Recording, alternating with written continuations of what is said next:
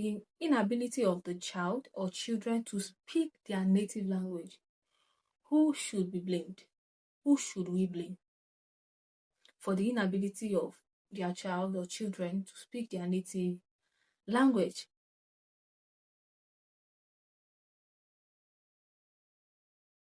Hello, I hope I meet you well. It's Adwola here again, and today I want us to talk about this topic.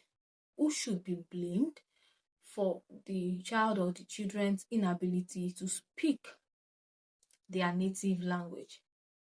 Now, should we blame the parents? Should we blame the society? Should we blame the education system? Should we blame the child or children? Who should we blame?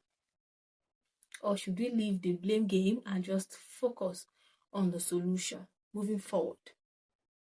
I've been thinking about this topic for a while now. I see people saying, oh, I blame my parents for not teaching me early. I blame this one. I blame myself. A lot of things like that. Well, let's talk about it. Let's talk about it today. Who should be blamed? Or should we just leave the blame game, move on, move forward, and look for solutions? If you ask me, I would say we should not put blame heavily on the parents or the child or the children, because I believe it is a shared responsibility.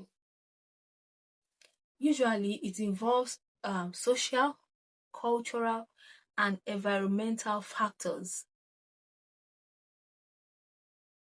The education system is there. I remember when we were still very young in school back then, they'll say they used to say vernacular speaking is prohibited, which means we're unable to speak our native language in our schools. When you speak it, when you get out of the school and you speak it, maybe between your friends, sometimes they may look down on you and feel like, oh, you don't want to speak English. Maybe you may need to speak English to feel among. You may need to speak big English so that you will feel superior. And when you speak your native language too much, they may want you to feel inferior. That is also in the part of the child or the children. So I'm going to do this video in 3 parts. The first part, should we blame the parents for their child's inability to speak their native language? Should we blame the education system, the society? That will be the first part. The second part, should we blame the child or the children? Peer pressure, environmental factors. Then the last part would be moving on, way forward, solutions.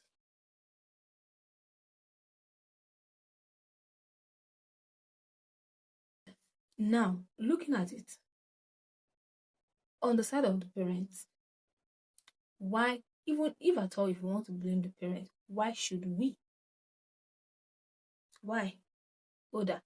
Now, I'm encouraging every parent, allow your child or your children to learn their native language. They will blame you later in the future. Allow them, encourage them to speak it, and speak it with them. Early exposure to the language will help them. Children will spend more time at home than in the school. They'll go to school, and let's assume that, okay, when they get to school, they are not permitted to speak their native language. When they come back home, in school, the education system, sometimes it's not even a fault of the teachers. It is the education system. It is what has been designed for them as well.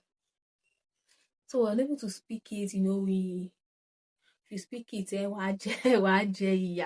so we have to always speak the English language. Now, why should we blame the parent? If at all, if you want to blame the parents, like I said earlier, it is not a single person's fault. I believe it is a shared responsibility. Then parents play a key role. Parents play a key role in helping their child or their children to speak their native language. let's look at it from this perspective.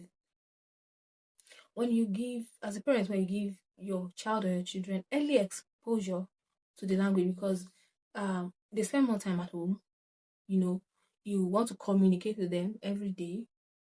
If you are intentional, if you make it a daily habit that we are going to be communicating in our local dialects, in our native language, we do it every day, it will become part of them. The formation years of a child, as they are growing, you speak the language, you teach them, tell them stories, you encourage them to watch Yoruba cartoons and things like. Let's even assume they get to school and they are unable to speak their native language in school. When they come back home, you want to ask them questions, you relate, you communicate. At least once you were in school at Taro, now they are back home, allow them to speak the language, communicate with them in the language. This will help them. Intentionality, making it a daily habit. This is what we do every day. It will become part of us as we do it every day. Learning the language, if you are still very young, for children is easier than learning the language once you are grown as an adult. Learning anything at all, doing it when you are still very young, it is easier than when we are now adults. We have a lot of things, responsibilities, we have bills to pay.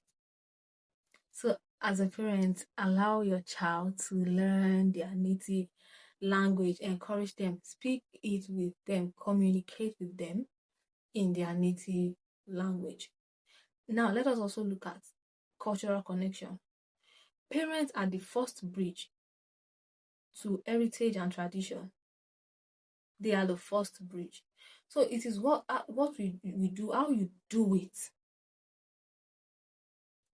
If they speak English in school, they are back home, they speak English again. How do you want them to hear? How do you want them to be able to speak it? And I remember this scenario. One of our friends, during his NYSC, he was posted to the north. So he said when he got there, almost everyone in the class was posted to a school. Almost everyone in the class, almost all of them will speak Hausa, the Hausa language. Most of them cannot speak the English language. So when he got to the class, they were speaking Hausa to him, and he was like, I don't understand Hausa, or I can only teach you in English. So a teacher came in and tried to interpret it to the students that this teacher cannot teach you in Hausa language, or he can only teach you in English language.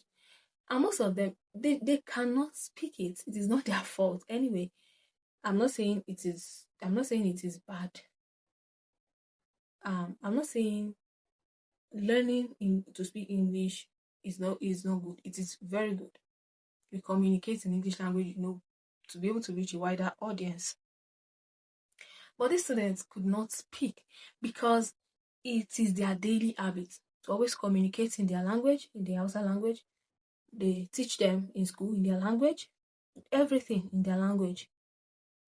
So he said when the teacher interpreted it to them that this new teacher this copper cannot teach in our language. Some of them, they started going out, they were walking away because they don't understand English. It is what it is. He said he was surprised that you're walking out, but it is what it is. And he couldn't do anything. So they had to pick few of them that understand English. So make it a daily habit. Make it a daily habit as they are going to school. The way they speak it, the language in school, is also limited. So we want to make sure that when they come back home, you allow them to speak it, you communicate with them in the language. And I won't forget to say this, that as parents, your children may blame you for their inability to speak their native language because you are their first educator, you are their first teacher. And they will learn from you naturally. It will flow naturally, creating a rich environment for them, creating a safe space, a safe environment for them to learn. will help and it will go a long way. Don't forget that you are their first educator. Their first educator from home. As they are growing up, they'll learn from you naturally. Let your child or your children learn their native language today so they won't blame you later in the future. Oda, so what do you think about this? What is your opinion? I'd like to learn from you as well. Should parents be blamed for their children's inability to speak their native language? These are just my own thoughts. So I'd like to learn from you as well.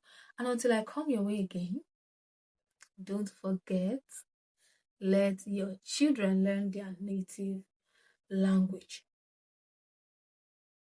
so they won't lose their cultural identity.